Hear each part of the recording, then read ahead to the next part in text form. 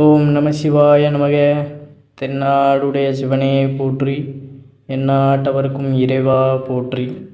எப்போதுமே பார்த்தீங்கன்னா நமக்கு நல்லது நடக்கக்கூடிய, நமக்கு அதிர்ஷ்டத்தை தரக்கூடிய எந்த ஒரு விஷயத்தையுமே நம்ம அடுத்தவர்களிடம் முழுமையாக பகிர்ந்து கொள்ளக்கூடாது.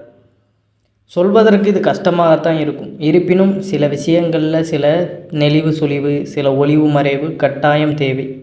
எல்லா விஷயத்தையுமே எல்லோரிடத்திலையுமே பார்த்திங்கன்னா நம்ம பகிர்ந்து கொண்டால் அதன் மூலம் நமக்கு சில சமயங்களில் எதிர்மறையான விளைவுகள் உண்டாகிவிடும். அந்த வரிசையில் உங்கள் வீட்டில் உங்களுக்கு லக்ஷ்மி கடாசத்தை கொண்டு வந்து சேர்க்கும் இந்த ஒரு பொருளை பார்த்திங்கன்னா அனாவசியமாக எல்லோரிடத்திலையுமே காட்டக்கூடாது என்று சொல்லப்பட்டுள்ளது. அதை பற்றின ஆன்மீகம் சார்ந்த பதிவு தான் நம்ம இன்றைக்கு தெரிந்து கொள்ள போகிறோம். இந்த வீடியோவை முழுவதுமாக பாருங்கள். நமக்கு எப்பொழுதுமே ஒரு விஷயத்தில் ஒரு நல்லது நடக்கு, நமக்கு அதில் டெவலப் ஆகி நல்லபடியாக போகிறோம் அப்படிங்கிற பட்சத்தில் உடனே அதை யாரிடமும் பகிர்ந்து கொள்ளக்கூடாது. ஒரு ஸ்டெப்பில் நம்ம நல்லபடியாக போகிறோம்னா அதை கொஞ்சம் கொஞ்சமாக மற்றவர்களுக்கு அதை தெரியப்படுத்தி அதற்கப்புறம் அவர்களுக்கு நம்ம கற்றுக் கொடுப்பது தான் மிகவும் நல்லது. ஏன்னா நம்ம எடுத்த உடனே ஒரு விஷயத்தில் நமக்கு அதிர்ஷ்டம் அடிக்கும், அவ்வளோ நாள் நம்ம கஷ்டப்பட்டுருப்போம், சடனாக நம்ம மேலே போயிருப்போம். அப்போ கஷ்டப்படாமல் சில பேருக்கு நம்ம அதை தூக்கி கொடுக்கும் பொழுது அவர்களுக்கு அது அருமை புரியாது. அதனால் சில பேர் அது பேராசை காரணமாக நம்ம கஷ்டத்துலேருந்து வந்திருப்போம், நமக்கு தெரியும் அதனுடைய அந்த ருசி. ஆனால் அதை நம்ம டக்குன்னு ஒருத்தங்கிட்ட நான் இப்படி பண்ணேன் இப்படி ஆயிடுச்சுன்ட்டு ஏதோ இவ்வளோ நாள் நம்ம வெயிட் பண்ணி பண்ணதை நம்ம மற்றவர்களிடம் பகிர்ந்து கொள்ளும் பொழுது அதனால் நான் அவர்களுக்கு ஏற்படுகின்ற அந்த பேராசை நமக்கே ஒரு எதிர்வினையாக மாறிவிடும். அதனால் ஒரு சில விஷயங்களை யாருக்கும் தெரியாமல் நம்ம கமுக்கமாக செய்வது தான் மிகவும் சிறப்பு. அதே மாதிரி இந்த வீட்டிற்கு லக்ஷ்மி கடாசத்தை கொடுக்கக்கூடியது பார்த்திங்கன்னா ஊறுகாய். அந்த காலத்தில் நம்முடைய பாட்டிமார்கள் நிறைய ஊறுகாய்கள்லாம் போட்டு சமையலறையில் வைத்திருப்பார்கள். ஆனால் அந்த ஊறுகாய் யார் கண்ணுக்குமே தெரியாமல் பார்த்திங்கன்னா ஒரு பீங்காஞ்சாடியில் போட்டு சமையலறையில் கொஞ்சம் உயரமான இடத்துல அல்லது தாழ்வான இடத்துலையும் பத்திரமாக வைத்திருப்பார்கள். அனாவசியமாக பார்த்திங்கன்னா அந்த ஊறுகாய் யார் கண்ணுக்கும் தெரியாது, தேவைப்படுற நேரத்தில் மட்டும் அதை வெளியே கொண்டு வந்து கொடுப்பாங்க. இந்த ஒரு விஷயம், இந்த ஊறுகாய் பார்த்திங்கன்னா ஊறுகாய், உப்பு, இது எல்லாமே லக்ஷ்மி கடாசத்தை கொண்டு வந்து சேர்க்கக்கூடியது. இது எல்லாத்தையுமே நம்ம இந்த கண்ணாடி பீங்காஞ்சாடியில் வைத்திருப்பது தான் மிகவும் சிறப்பு. இப்போ உள்ள காலகட்டத்தில் பார்த்திங்கன்னா நம்ம ஊறுகாய் அப்படிங்கிறதே சில பேர் வீட்டில் இருக்கும், சில பேர் வீட்டில் இருப்பது கிடையாது. கட்டாயம் அனைவருடைய வீட்டிலையுமே பீங்காஞ்சாடியில் ஊறுகாய் வைத்திருப்பது மிகவும் நமக்கு நல்லது, செல்வ வளத்தை கொடுக்கக்கூடியது.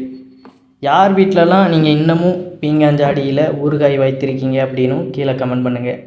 ஊறுகாயை வெயிலில் உலர வைக்கும் பொழுது கூட அதன் மேலே வெள்ளை துணியை கட்டி தான் உலர வைப்பார்கள். எல்லாருக்கும் தெரிஞ்சது தான், வெயிலில் நம்ம காய வைக்கிறோம், தூசி எதுவும் படக்கூடாதுன்னு வாஸ்தவமான ஒன்று தான் வெயில் துணியை கட்டி வைக்கிறாங்க அப்படிங்கிறது. இதற்கு இன்னொரு காரணம் பார்த்திங்கன்னா, அதாவது தூசு படக்கூடாது அப்படின்னு நம்ம அந்த ஊறுகாய் மேலே துணியை போடுறோம். இருப்பினும் அடுத்தவர்களுடைய அந்த பொறாமை பார்வையானது அந்த ஊறுகாய் மீது படக்கூடாது. அதனால் பார்த்திங்கன்னா அந்த ஊறுகாய் கெட்டு போவதற்கும் வாய்ப்புகள் உள்ளது. இதனாலும் பார்த்திங்கன்னா அதன் மீது வெள்ளை துணி போட்டு வைக்கும் வழக்கத்தை வைத்திருந்தார்கள். ஏன்னா அந்த ஊறுகாய் போடுவது கூட பார்த்திங்கன்னா எல்லோரும் அவ்வளவு சுலபமாக ஊறுகாய் போட்டு விட முடியாது. ஊறுகாய் போடுவதிலும் ஒரு லக்ஷ்மி கடாட்சம் உண்டு அப்படின்னு சொல்லுவார்கள். சில பேர் ஊறுகாய் போட்டால் அந்த ஊறுகாயில் பார்த்திங்கன்னா பூசணம் பிடித்து விடும், நீண்ட நாட்கள் நன்றாக இருக்காது. நம் வீட்டில் ஊறுகாய் நன்றாக இருக்கும் பொழுது அடுத்தவர்களுடைய கண்கள் அந்த ஊறுகாயின் மீது படும் பொழுது நிச்சயம் நம் வீட்டில் பார்த்திங்கன்னா இருக்கும் அந்த லக்ஷ்மி கடாசமும் குறைய வாய்ப்பு உண்டு. அதன் மூலம் நம் வீட்டில் ஏதாவது ஒரு கஷ்டம் வருவதற்கும் வாய்ப்பு உள்ளதாக சொல்லப்பட்டுள்ளது. அதனால் இந்த ஒரு பொருளை ஊறுகாயை எப்பொழுதுமே பார்த்திங்கன்னா நம்ம வீட்டில் அதிகமாக வைத்திருக்கிறோம் அப்படிங்கிறது நல்லது. வைத்திருந்தாலும் அது அடுத்தவர்களுடைய கண் பார்வையில் படும்படி வைக்கக்கூடாது அப்படிங்கிறத நினைவில் வைத்து கொள்ளுங்கள். இதே போல் சில பேர் வீடுகளில் திருமணம், காது குத்து, சீமந்தம் அப்படின்னா பார்த்திங்கன்னா வெங்காய வடகம் போடுவதையும் வழக்கமாக வைத்திருப்பார்கள். இந்த வெங்காய வடகம் லக்ஷ்மி கடாசம் என்று சொல்லப்பட்டுள்ளது. வெங்காய வடகத்தை உருண்டையாக பிடித்து வைத்த பின்பு அதில் முதல் 3 வடகத்திற்கு மஞ்சள் குங்குமம் பொட்டு வைத்து இறைவனை வேண்டிக் கொண்டு அதன் பின்பு அதை வெயிலில் உலர வைப்பார்கள். இதுவும் அப்படித்தான், வடகத்தின் மீதும் அந்த கந்திஷ்டி படக்கூடாது என்பதற்காக செய்யப்படும் ஒரு சாங்கியம்தான். இப்படி இந்த ஊறுகாய், உப்பு, இது எல்லாமே பார்த்திங்கன்னா எந்த அளவிற்கு நம்ம வீட்டில் ரொம்ப அதிகமாக இந்த பீங்காங்கண்ணாடி ஜாடியில் நம்ம வைத்திருக்கிறோமோ அந்த அளவுக்கு நமக்கு லக்ஷ்மி கடாசம் மிகுதியாக இருக்கும். அதை வேஸ்ட் பண்ணவும் கூடாது. அடுத்தவர்களுடைய கண் திருஷ்டி அதில் படும்படியும் நம்ம வைக்கக்கூடாது. எடுக்கும் பொழுதும் கவனமாக கையாளணும். எப்பொழுதுமே அதை நிறையாக வைத்துக்கொள்வது மிகவும் நல்லது.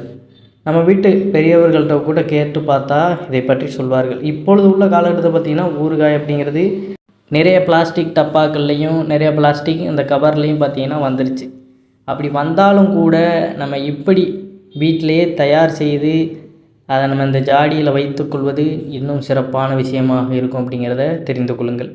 அதே போல் நம்ம சமையல் அறையில் மொத்தமாக வாங்கி வைக்கும் இந்த பருப்பு வகைகள், தானிய வகைகள், அரிசி மூட்டைகள் இவைகளையுமே அப்படியே முழுமையாக அடுத்தவர்கள் கண்களில் படும்படி நிச்சயமாக வைக்கக்கூடாது. ஒரு நேரம் போல் பார்த்திங்கன்னா ஒரு நேரம் இருக்காது. வருபவர்களுடைய கண் எப்படியெல்லாம் இருக்குமோ மொத்தமாக நம் வீட்டில் இருக்கும் செல்வகடாசம் நிறைந்த பொருட்கள் எல்லாம் பார்க்கும் பொழுது அட இவங்க வீட்டில் மட்டும் எல்லாம் இவ்வளவு நன்றாக நிறைவாக உள்ளதே என்று பெருமூச்சு விட்டு கண் வைத்து விட்டால் அவ்வளோதான். அதன் பின்பு உங்களுடைய வீட்டில் பார்த்திங்கன்னா கஷ்டம் வருவதற்கும் வாய்ப்புகள் உள்ளது. முடிந்தவரை இந்தமான பொருட்கள் பூராமே சமையலுக்கு பயன்படுத்துவது எல்லாத்தையுமே பார்த்திங்கன்னா சாப்பிட விஷயங்களில் நம்ம வாங்கி வைக்கின்ற அந்த பொருட்கள் எப்பொழுதுமே நிறைவாக வாங்கி வைப்பது ஒரு சிறப்பான விஷயம்தான். எல்லாத்தையுமே தொடச்சதுக்கப்புறம் மொத்தமாக தொடச்சதுக்கப்புறம் போய் வாங்கக்கூடாது. பாதி காலியாகிடுச்சு காவாசி இருக்குங்கிறப்பவே அதை வாங்கி நம்ம நிரப்பி வைத்து விடுவது தான் வீட்டில் எப்பொழுதுமே நமக்கு அந்த தன பாக்கியத்தையும் தானிய பாக்கியத்தையும் கொடுத்து கொண்டே இருக்கும் அப்படிங்கிறது. முடிந்தவரை மொத்தமாக இருக்கும் ஊறுகாய், மொத்தமாக இருக்கும் வடகம், மொத்தமாக இருக்கக்கூடிய தானியம் இவைகளை அடுத்தவர்கள் கண்ணீருக்கு சுலபமாக தென்படும்படி வைக்காமல் இருப்பது நல்லது அப்படிங்கிறத தெரிந்து கொள்ளுங்கள். இதுதான் இன்றைக்கான பதிவில் நம்ம கூறப்பட்டுள்ளது. இந்த விஷயங்களை இன்னமும் நீங்கள் பின்பற்றுறீங்களா அப்படின்னும் கீழே கமெண்ட் பண்ணுங்கள். மறக்காமல் உங்களுக்கு ஊறுகாய் போட தெரியலனாலும் உங்கள் வீட்டில் உள்ள தாத்தா பாட்டிமார்கள்ட்ட அதை கேட்டு செய்து அதுக்கப்புறம் அந்த பீங்காஞ்சாடியில் அடைத்து வைத்து அதற்கப்புறம் பாருங்கள். வீட்டில் எப்பொழுதுமே அந்த லட்சுமி கடாசம் குறையாது.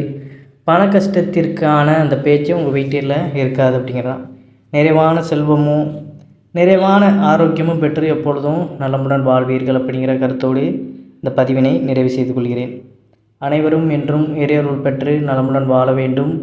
நன்றி, வணக்கம். ஓம் நம சிவாய நமக.